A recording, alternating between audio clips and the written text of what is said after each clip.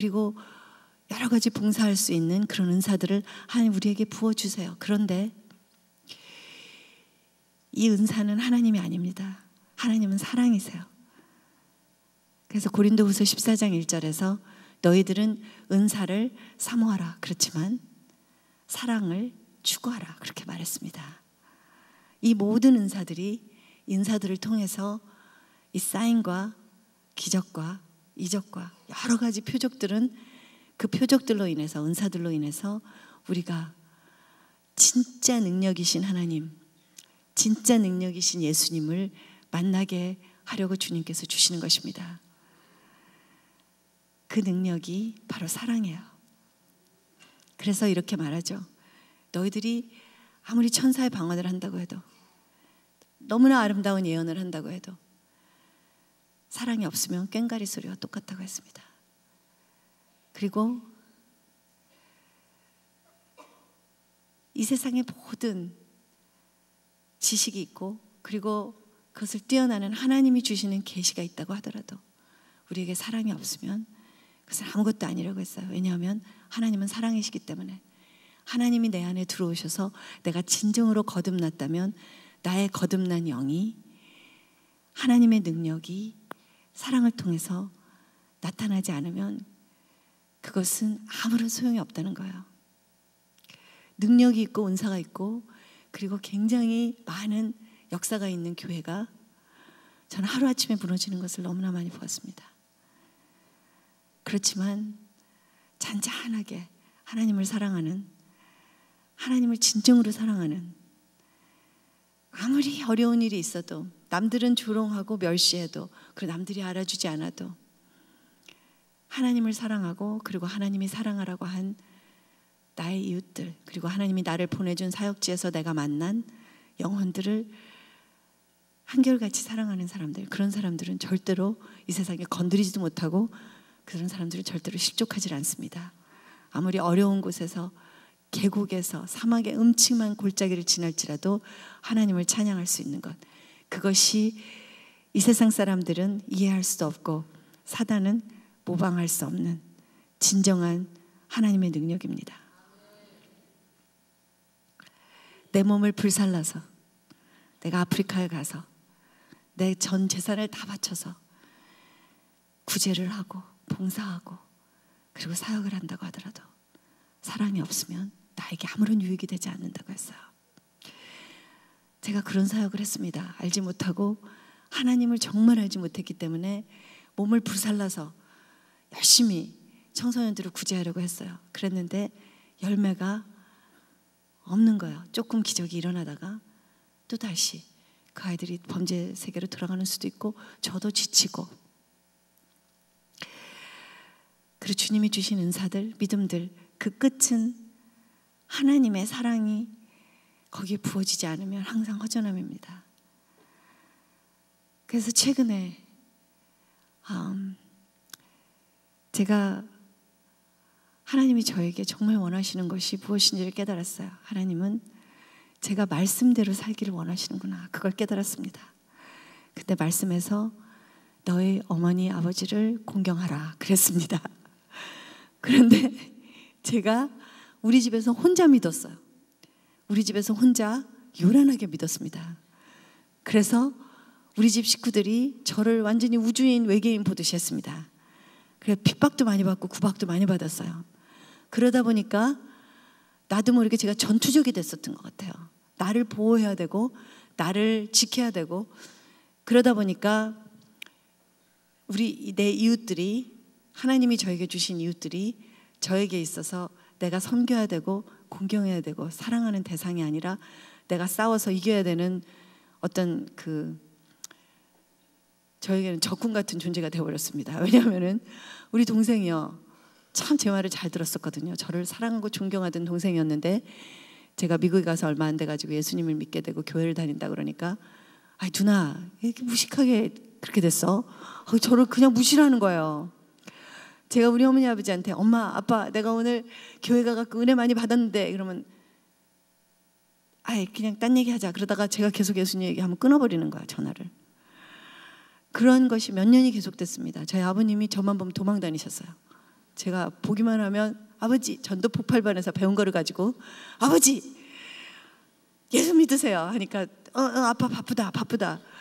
그래서 저희 식구들이 거리가 생기기 시작했어요. 그 전에는 아버지하고 어머니하고 제가 얘기할 게 많았는데 얘기를 하려고 그러면 얘기할 게 하나도 없는 거예요. 멀뚱멀뚱 쳐다보면서 그분들은 제가 예수님 얘기하기를 원하지 않고 저는 예수님 얘기 말고는 할 얘기가 없거든요. 그 모처럼 캘리포니아까지 딸을 보러 오셔도 제가 그때 약간 예수님한테 너무 많이 미쳐있는 상태라서요. 아버지가 피곤하신 거, 배고프신 거 이렇게 안 보이는 거예요. 그래서 공항에서 아버지를 픽업해가지고 아버지! 이러면 우리 아버지가 왜? 아버지 제가 어저께 큐티를 하다가 아버지 이 말씀에서 말이에요. 아버지 말씀을 보셔야 돼요. 말씀을. 그 아버지가 야 이제 밥이나 먹이고 나서 그래라 좀. 내가 13시간을 너를 보려고 지금 이 비행기를 타고 왔다. 그러면서 우리들의 관계가 제가 예수님을 믿기 전보다 좋아진 것이 아니라 더 멀어졌어요. 가족들하고. 그것이 우리 아버님이 구원을 받은 후에도 제가 제정신을 잘 못 차려가지고 항상 거리감이 느껴졌습니다. 왜냐하면 저는 기적을 많이 봤어요. 이적도 많이 보고 사역을 하다 보니까 하나님 살아계신 걸 체험을 많이 했어요. 그런데 우리 아버지는 아직 아버지의 체험이 있으신 분은 아니셨어요. 나를 통해서 하나님이 있다는 것을 보신 것이지. 그러니까 답답한 거예요. 빨리빨리 좀 체험을 하고 빨리 좀 믿으셨으면 좋겠는데 하다 보니까 자꾸 푸시를 하게 되고 하나님께서 마치 우리 벼락을 내려가지고 이 사람들한테 우리가 누군지 좀 본때를 보여주십시다 했던 그 제자들에게 예수님이 너에게 있는 그 영이 지금 나의 영이 아니다. 세상의 영이다 하고 야단을 치셨던 것처럼 저도 모르는 사이에 제가 사랑을 잃어버리기 시작했어요. 하나님이 저에게 그것을 회개하게 하셨습니다. 내가 너를 고쳐준 것은 너를 사랑하기 때문이고 그리고 내 아들이 이 세상에 와서 마지막 피 한 방울까지 다 흘리고 죽은 것은 너를 사랑하기 때문이고 너를 만나주고 나를 체험하게 한 것은 너를 사랑하기 때문인데 내가 그 사랑으로 내 이웃을 사랑하지 못한다면 그런 게 아무 소용이 없다. 하나님 아버지가 저에게 이렇게 말씀하시기 시작하셨어요. 그래서 그날 아침에 제가 처음으로 아버지를 쳐다봤습니다. 근데 저희 아버님이 늙으셨더라고요. 그리고 그 딸 때문에 안타까우셔가지고 저의 그 눈 때문에 안타까우셔가지고 어저께 구박 받으셔놓고도 또 아침에 오셔가지고 그래도 한번 가보라. 너 오늘 가서 한번 진찰만 받아봐라 하는데 제 눈에서 비늘이 떨어지고 제 영적인 근시가 하나님이 치료를 해주시면서 아버지가 보이기 시작했어요. 우리 아버지가 날 사랑하시는구나. 그래서 자꾸 병원을 가라고 그러시는구나. 그런데 우리 아버지는 지금 나처럼 안 믿어지시는구나. 아버지는 아직 체험이 없으시구나. 그러면 내가 우리 아버지를 지금 있는 그대로 사랑해 드려야 되겠다. 하나님 아버지가 나를 내 수준으로 내려와서 만나주신 것처럼. 그래서 제가 아버지한테 되게 미안했어요, 그날. 그래서 아빠, 내가 어저께 신경질 팍 내고 잔 거 미안하고요.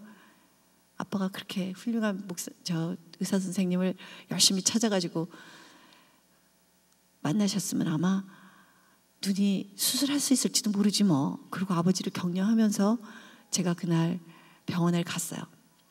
16년 만에 처음으로 의사 선생님한테 갔습니다. 믿음을 가지고. 제가 끌려는 갔는데요, 병원을. 끌려는 갔는데 내가 여기 와서 낫나 봐라 그러고 갔지 병원에 믿음을 가지고 간 적이 없었어요. 그런데 그날은 우리 아버지가 저렇게 간절하게, 그리고 우리 아버지의 믿음은 딱 저기까지밖에 안 돼요, 하나님. 그러면 제 눈을 수술할 수 있는 의사를 만나게 해주세요. 제가 그런 기도를 처음 했습니다, 그날.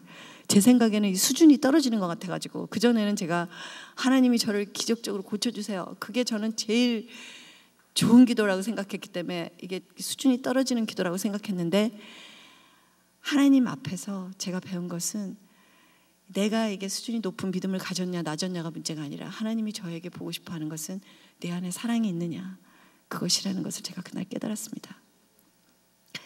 그 진짜 우리 아버지를 위해서 갔어요. 제가 병원을. 그 실망하실 걸 생각하니까 또 돌아와서 아버지 이 병원도 안 된대요. 우리가 그 소리를 3년을 들었거든요. 그러면 또 아버지가 얼마나 슬프시겠습니까? 그래서 우리 아버지를 위해서 하나님 저 좀 빨리 좀 고쳐주세요. 제가 그런 마음을 들고 갔어요.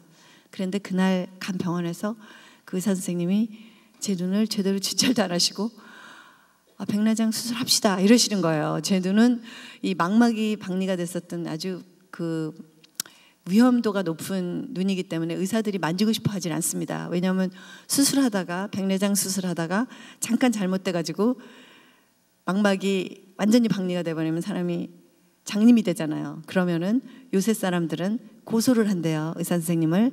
그럼 의사 선생님이 그 사람을 계속해서 그 보험에서 엄청난 액수를 물어줘야 된답니다. 그래서 미국 의사들은 저를 근처에도 못 오게 합니다. 망막 박리가 됐었다 그러면은 수술은 못 합니다. 그렇게 보내버려요. 내가 눈이 멀어도 좋습니다 하고 각서를 쓰겠다 그래도 안 해줍니다. 근데 한국은 좀 날까 해서 한국에 왔더니 한국도 마찬가지더라고요. 여기서도 그렇게 의사 선생님들을 요새는 고소를 한다는 거예요. 그래서 선생님들이 요리 빼고 조리 빼고 안 하려고 그러세요. 그리고 이 백내장이라는 것이 수술을 해봤자 뭐 엄청난 돈을 버는 것이 아닙니다. 싼 수술이에요. 그러니까 그 얼마 되지 않는 돈을 벌으려고 그 위험 부담률을 자기네들이 하고 싶어하는 의사가 없습니다. 그래서 안 해주는 거예요, 눈을. 나는 지금 장님이 돼가고 있는데 눈 수술을 안 해주더라고요. 근데 그건 당연하죠. 의사 선생님들은 자기 생각을 해야 되고 사람들은 다 자기 생각을 합니다. 그런데 기적은 무엇이냐면 그런 이기적인 우리가 하나님의 사랑으로 하나님의 사랑을 알게 되면서 사랑하는 사람으로 바뀐다는 거예요.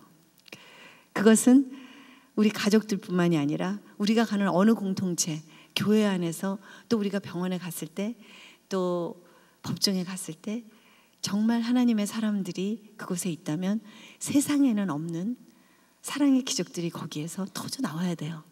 제가 그 기적의 현장으로 그날 걸어 들어간 것입니다. 그래서 이 의사 선생님이요, 나중에 알고 봤더니 온누리 교회에 다니시는 저의 형제님이었어요. 믿음의 형제님이셨는데 이분께서 그냥 합시다. 저는 그 말이 쉽게 나온 말이 아니라는 걸 압니다. 망막 상태가 어떤지 잘 보이지도 않는데 그냥 합시다. 할 수 있을 것 같습니다. 그래서 제가 2월 달에 다시 한국에 왔습니다. 한국에 다시 와서 수술을 하고 그 3월 17일 날 양쪽 눈이 다 잘 보이게 됐어요. 제가 국민학교 2학년 때 이후로 안경이나 렌즈를 끼지 않고 거울에서 제 얼굴이 보인 게 처음입니다. 근데 이분께서 이제 수술을 했으니까 그러면 망막 상태가 어떤지 좀 가서 찍어보십시오. 그제서야 가서 망막 상태를 찍어볼 수가 있었어요. 백내장이 너무 심했기 때문에 어떤 상태인지 알지도 못하는 상태에서 위험을 무릅쓰고 수술을 해주신 거예요. 그런데 가가지고 검사를 해봤더니 망막이 늘어나서 얇아져서 그 황백반 현상이 일어난 지가 저는 오래돼가지고 결국은 찢어졌었던 거거든요.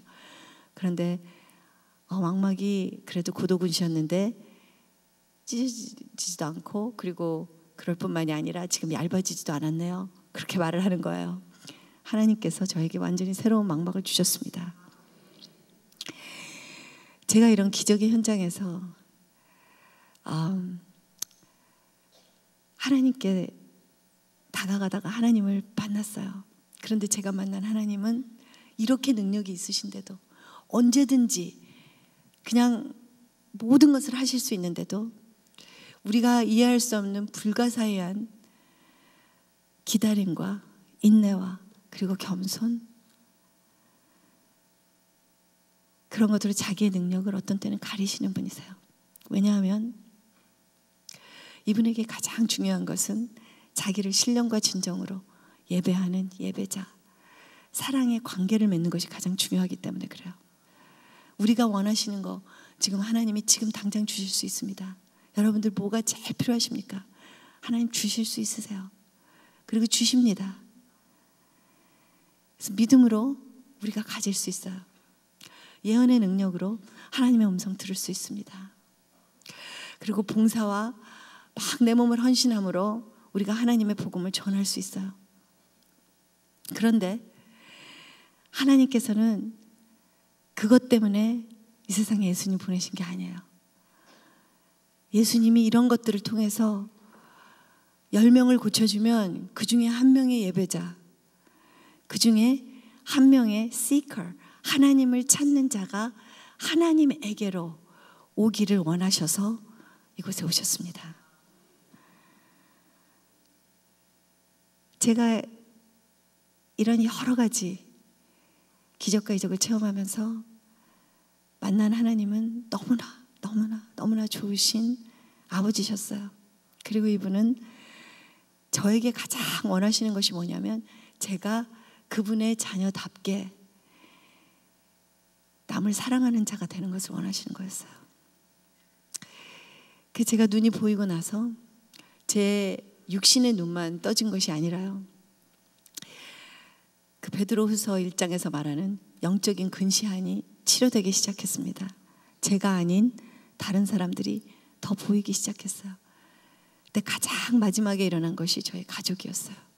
하나님이 저의 근시안을 조금씩 치료해 주신 것이 사실은 저 땅 끝에서부터 치료해 주기 시작하셨습니다. 그래서 제가 제일 먼저 사랑한 아이들이 정말 남들이 사랑할 수 없는 소외되고 버려진 땅끝의 아이들이었어요. 그 아프리카 가서 또 아프리카에 있는 땅끝의 사람들을 사랑하기 쉽더라고요. 사역지에서 만난 망가지고 부서진 사람들에게서 제일 먼저 저의 근시안이 치유되기 시작하면서 하나님의 사랑이 부어지기 시작했습니다. 그랬더니 하나님이 저를 조금 더 가까이 내 바로 옆에 있는 지역 교회 우리 형제님 자매님들 그분들을 사랑하라고 하셨습니다. 그래서 거기서 또 훈련받고 하면서 나를 아프게 하고 상처받는 사람, 상처 주는 사람도 그냥 하나님의 사랑으로 덮고 또 사역하러 갔다가 잘 이해해 주시지 않는 목사님이 있어서 참 어떤 때는 속상한 일이 있습니다. 그럴 때도 주님의 종이지 내가 저분을 공경해야지 하고 얼른 하나님의 사랑으로 그분을 높여드리는 그런 훈련을 제가 받았는데 그것도 그렇게 어렵지 않더라고요. 그것도 할 수 있었습니다. 그런데 제일 마지막에 하나님이 저를 예루살렘으로 나의 가족, 바로 내 가족, 피가 섞인 내 가족 안으로 들어오셔서 여기서도 내가 그렇게 사랑하라 하시니까 거기가 제일 힘들더라고요. 거기에서는 잘 안 되는 것이 사랑이더라고요. 왜냐하면 너무 가깝기 때문에 그리고